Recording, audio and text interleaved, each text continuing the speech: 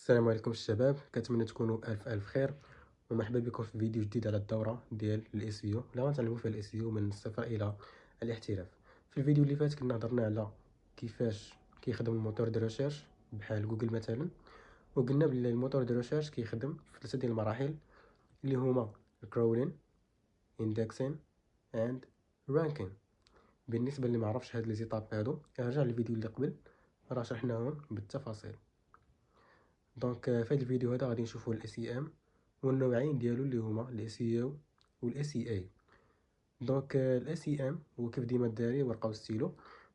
الاس اي ام اللي هي هو اختصار ديال كلمه سيرش انجن ماركتينغ، يعني تسويق محركات البحث او الماركتينغ ديال لي موتور دو ريشيرش. وهاد الاس اي ام اللي هو ماركتينغ ديال الموتور دو ريشيرش كينتمي فيه جوج ديال الانواع كينتميو ليه. النوع الاولاني اللي معروف بزاف اللي هو الاس اي او، سيرش انجن اوبتيمايزيشن. والنوع الثاني هو الاس اي اي اللي هو اختصار ديال كلمه سيرش انجن ادفرتايزينغ، يعني البيبليسيتي ديال الموتور دو ريشيرش. دابا غادي نشوفوا لي زافونتاج و لي زانكونفينيون ديال كل واحد من هاد الانواع ديال الاس اي ام. النوع الاولاني اللي هو الاس اي او اللي معروف بزاف، لافونتاج الاول ديالو انه فابور، كيتقام عليك بشكل مجاني من غير انك انت غادي تخلص شي فريلانسر ولا كنت غتخلص شي اوتيل اللي غادي تعاونك. لافونتاج الثاني انه ديوغابل، كيبقى واحد المده طويله جدا وكتمتد لسنوات. يعني الا كانت عندك الامور مضبوطه فراه ممكن يمتد معاك لسنين وتبقى محافظ على البوزيسيون ديالك في الموتور دو ريشيرش، في الرانكين تبقى مرانكي مزيان. دونك بالنسبه لي زانكونفينيون ديال السيو هو انه كياخذ وقت، يعني كياخذ واحد المده اللي نقدر نقول نسبيا طويله، يعني كتقدر تمتد لشهور، وبعض المرات اللي تفوت عام. كاع بعض المرات الا كانت شي حاجه اللي صعيبه فممكن تفوت عام.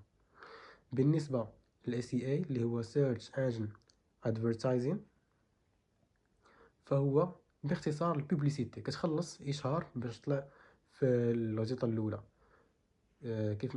كيف ما كتشوفوا ديما هذوك الاشهارات ولا لي ليان اللي كيكون مواليهم مخلصين عليهم باش يطلعوا، راه كتكون مكتوب فيهم باللي راهم سبونسوريزي، كيكون باللي راهم سبونسور. بالنسبه لي زافونتاج ديال الاس اي اي هو انه اني، يعني كتخلص اليوم غدا السيت ويب ديالك يكون مرانكي، ما كتسناش شهور ما كتسناش سنين. السيت ويب ديالك كيترانكا سور بلاص، يعني غير كتخلص كتلقى الكامبين فراه كيمشي معاك داكشي مزيان. الحاجه الثانيه هو انه بايون، كتخلص عليه، يعني وهذا ماشي افونتاج، يعني كتخلص. عندك الحاجه الثالثه هو انه غير دائم، ما كيبقاش دائما. اين فوا كتحبس الخلاص ولا كتطفي الكامبين فراه الكلاسمون ديالك كيتحيد عاوتاني كيمشي، يعني ما كتبقاش مراكي حتى كتعاود تخلص عاوتاني وتعاود تطلع عاوتاني.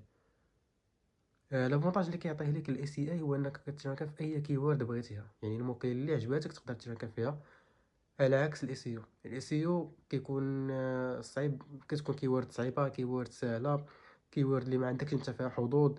ولكن الاي سي اي كيحيد لك هادشي كامل، اي كيورد بغيتيها كتخلص عليها كتشارك فيها بهذه السهوله هذه.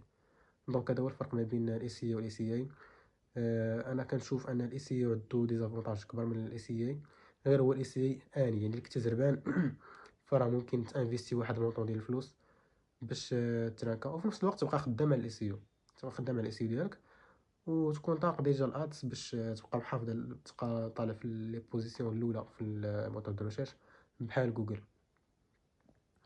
دونك هذا ما كان بالنسبه للفرق ما بين الاي سي او والاي سي اي. والاي سي ام شنو كيعني؟